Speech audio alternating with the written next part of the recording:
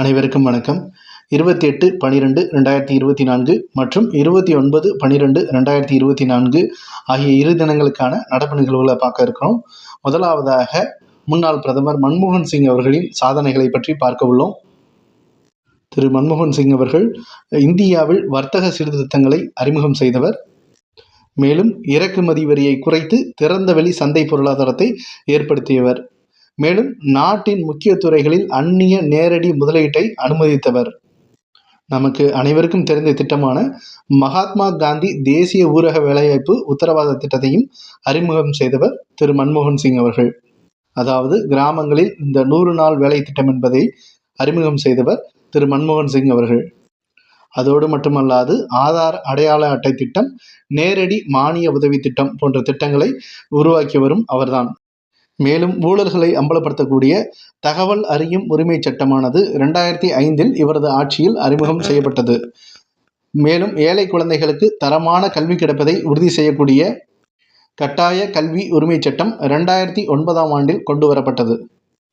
நிலம் கையகப்படுத்துதல் சட்டம், தேசிய உணவு பாதுகாப்பு சட்டம் என பல்வேறு சட்டங்களின் மூலமாக தனது பங்களிப்பை நாட்டிற்கு திரு மன்மோகன் சிங் அவர்கள் ஆற்றினார்.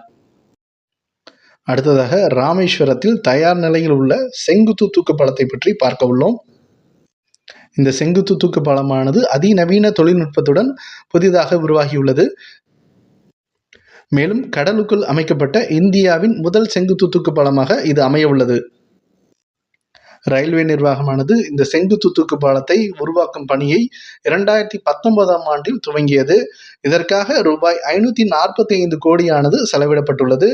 மேலும் இந்த செங்குத்து தூக்கு பாலமானது 101 தூண்களை கொண்டுள்ளது. வரலாற்று புகழ்மிக்க பாம்பன் பாலத்திற்கு பதிலாக தான் இந்த செங்குத்து தூக்கு பாலமானது உருவாகியுள்ளது. உங்களுக்கு தெரியும், இந்த ராமேஸ்வரத்தில் உள்ள இந்த பாம்பன் பாலமானது 2.5 கிலோமீட்டர் நீளத்தை கொண்டது என்பது. அடுத்ததாக நம்ம பார்க்க உள்ளது கர்நாடகா மாநிலத்தில் உள்ள கிருஷ்ணதேவராயா பல்கலைக்கழகத்தில் முதல் முறையாக கௌரவ விரிவுரையாளராக ரேணுகா புஜார் என்னும் திருநங்கை நியமிக்கப்பட்டுள்ளார். அடுத்ததாக நம்ம பார்க்க உள்ளது உத்தரப்பிரதேச மாநிலத்தில் உள்ள பிரயாக்ராஜில் ஜனவரி 13 முதல் மகா கும்பமேளா விழாவானது நடைபெற உள்ளது. இந்த மகா கும்பமேளா விழாவிற்கு 5 லட்சம் பேருக்கு இலவச கண் சிகிச்சை அளிப்பதற்காக கிட்டத்தட்ட 240 கண் மருத்துவமனைகளுடன் ஒப்பந்தமானது மேற்கொள்ளப்பட்டுள்ளது. உங்களுக்கு தெரியும், இந்த மகா கும்பமேளா விழாவானது 2025 ஜனவரி 13 முதல் பிப்ரவரி 26 வரை, அதாவது 45 நாட்கள் நடைபெற உள்ளது. மேலும் 12 ஆண்டுகளுக்கு ஒரு முறை இந்த மகா கும்பமேளா விழாவானது நடைபெறுகிறது.